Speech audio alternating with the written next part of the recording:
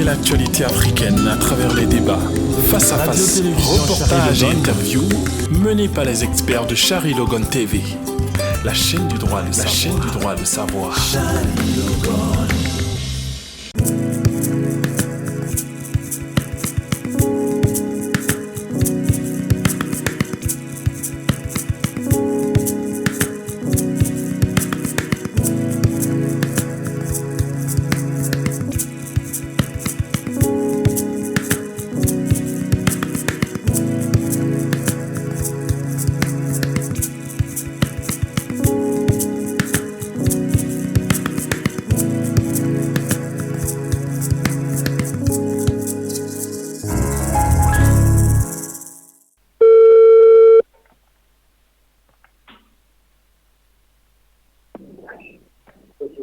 Oui, allô?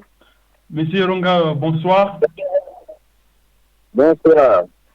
Vous êtes coordonnateur du parti Fédération Action pour la République, en sigle phare.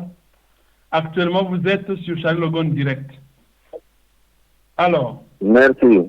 Malgré vos recours en bonne et due forme que vous avez introduits au Conseil constitutionnel dirigé par M. Nagoum Yamassoum, malheureusement, votre nom ne figure pas sur la liste définitive des candidats retenus pour la présidentielle du 10 avril.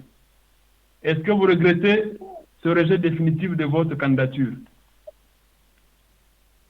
Je ne regrette rien du tout. Bien au contraire, j'en sors grandi. Donc, je ne regrette rien. Je voulais tout simplement vous dire qu'un chef d'État, en l'occurrence Idriss Déby, s'acharne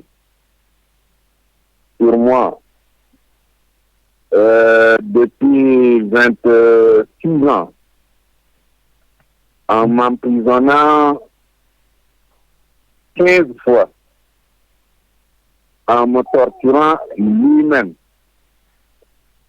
Et aujourd'hui, il donne des instructions pour que je ne sois pas candidat à l'élection présidentielle. Oui. Tout simplement parce que en 2001, quand j'étais candidat dans les mêmes formes, je l'ai battu à plate couture. Et il s'en rappelle toute sa vie. Donc, depuis un certain temps, depuis quelques années, il a commencé à monter des artifices sur mon chemin électoral. Il a saisi en 2001 la chambre d'accusation pour invalider ou lui donner un avis sur ma candidature parce qu'il m'a fait condamner à 3 ans de prison. Alors, la cour... Allô? Oui, d'accord. Mais comment vos militants et vos sympathisants ont-ils réagi suite au rejet de votre candidature? Mais laissez-moi terminer un peu l'historique de tout ce qu'il m'a fait, ce monsieur. Donc, la chambre d'accusation lui a adressé en réponse à sa lettre confidentielle la réponse suivante. Monsieur Yorongar, condamné à 3 ans de prison, n'a pas été condamné à une peine infamante pour que cela lui soit opposé en tant que candidat à l'élection présidentielle. Donc, il a tenté de m'empêcher déjà en 2001 parce que je devenais de plus en plus encombrant et surtout populaire. En 2011, il a incité les autres candidats pour que nous puissions boycotter l'élection présidentielle. C'est ce qui fut fait. Cette année, très tôt, j'ai dit que je vais me présenter à l'élection présidentielle, quel que soit Alpha. Mais je tiens à vous dire de la manière la plus claire que ni en 1996 aux élections présidentielles, ni en 2001, ni en 2011, je n'ai produit ni le logo en question, ni la photo d'identité. Le logo et la photo d'identité relèvent de la CENI, Commission nationale indépendante. Ça ne relève pas de Conseil constitutionnel. Parce que c'est la CENI qui imprime, confectionne les logos et les photos pour les spécimens et les cartes de lecteur ou cartes de bulletin de vote. Donc, ce n'est pas au Conseil constitutionnel de m'opposer quelque chose qui n'a jamais existé. Donc, il paraît que depuis ces derniers temps, les gens ont fait venir de la Cour d'appel mon dossier de 96 et du Conseil constitutionnel mon dossier de 2001 et 2011 pour étudier quelles sont les possibilités pour me recaler. Donc moi, parti du fait que ni en 96, ni en 2001, ni en 2011, je n'ai fourni ni le logo, ni la carte d'identité au Conseil constitutionnel, eh bien, j'ai constitué le dossier comme d'habitude. Et voilà qu'on s'en sert pour me recaler. Pourquoi me recale-t-on? C'est parce que je suis le candidat le plus à même de le battre. Il a diligenté un sondage par des officines, plusieurs officines occidentales et des services spéciaux tchadiens. Tous ont conclu que Yorongar le bat à 54%. C'est la raison pour laquelle on m'a écarté de l'élection présidentielle de 2016. Quel est le récit de cette cabreuse situation? Oui, alors Monsieur Yorongar, donc vous êtes donc, le candidat à même de le battre à 54%. Mais comment vos militants et vos sympathisants ont-ils réagi suite au rejet de votre candidature? Depuis que j'ai reçu la lettre de rejet me donnant droit d'exercer le recours gracieux, c'est toute la population tchadienne qui compatit avec moi. Mon téléphone sonne sans arrêt. Regardez sur l'étoile, vous vous rendrez compte que c'est le soutien massif, très massif. Donc, pour l'instant, je ne peux pas faire une déclaration concernant le soutien ou mes militants. Je vais réunir le bureau politique du parti pour analyser froidement la situation qui prévaut. Alors, donc pour analyser froidement la situation qui prévaut, vu le poids de l'âge que vous avez maintenant, est-ce que cette invalidation mettra-t-elle fin à votre carrière politique? Ou vous allez poursuivre? Je dirais qu'il met fin à la carrière d'un individu. En matière politique, on n'est jamais mort. Vos confrères ont prédit ma mort politique. Certains journaux disent que Yorongar ne représente plus rien, il n'a que l'ombre de lui-même, il est fini, etc.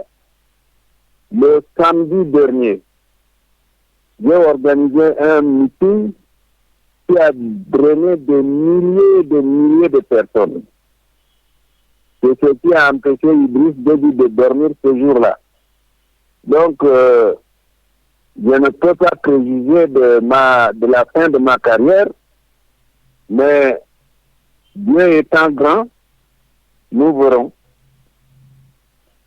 Alors, M. Yorongar, est-ce que vous pensez que le gouvernement tchadien a-t-il reçu une injonction d'une puissance étrangère quelconque pour pouvoir invalider votre candidature, vu que vous êtes une figure de proue au sein de l'opposition tchadienne?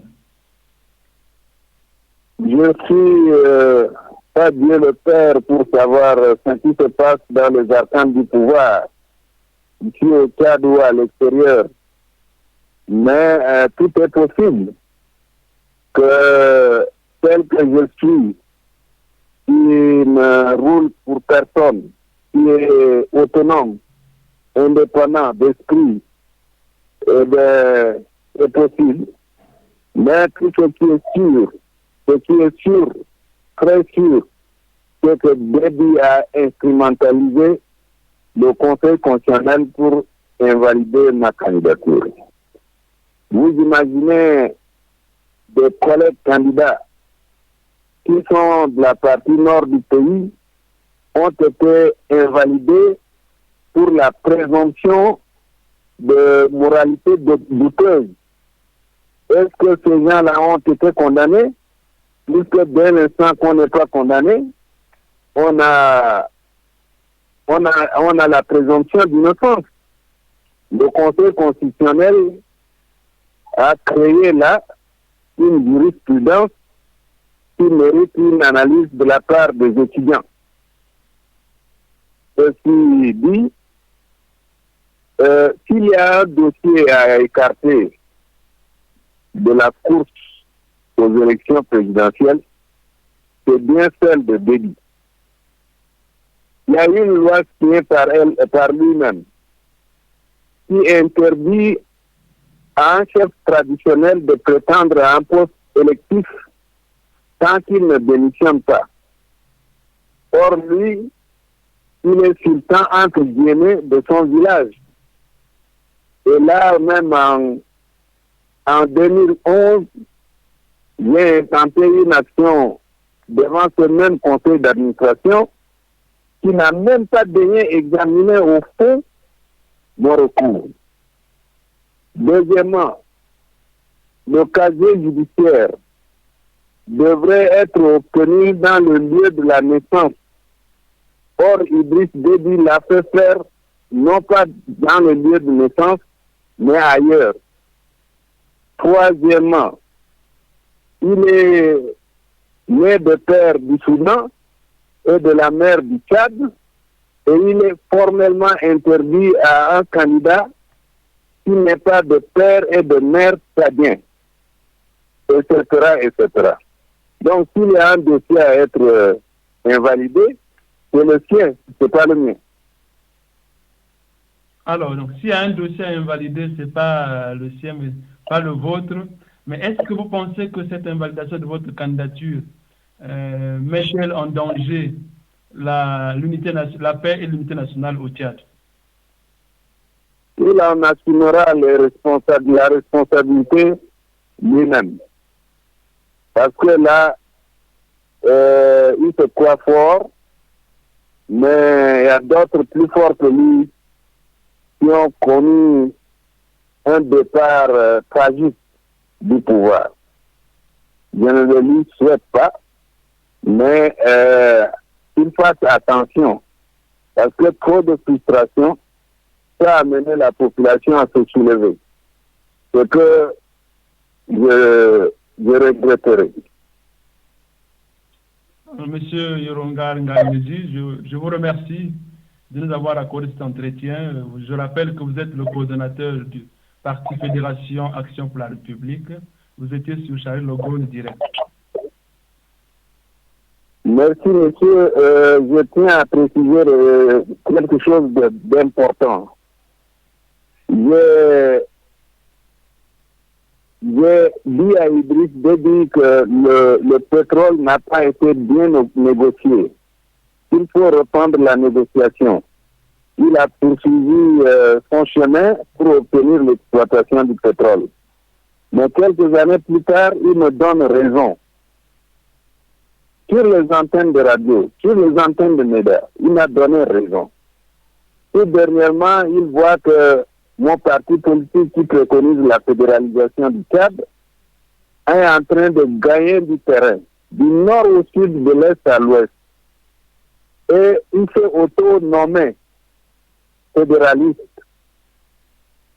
Ce qui veut dire que, ce qui fait dire d'ailleurs à la presse et aux Tchadiens, que Déby est devenu mon militant. Donc, vous voyez un peu pourquoi il m'écarte de la course présidentielle. Je vous remercie beaucoup. Merci beaucoup.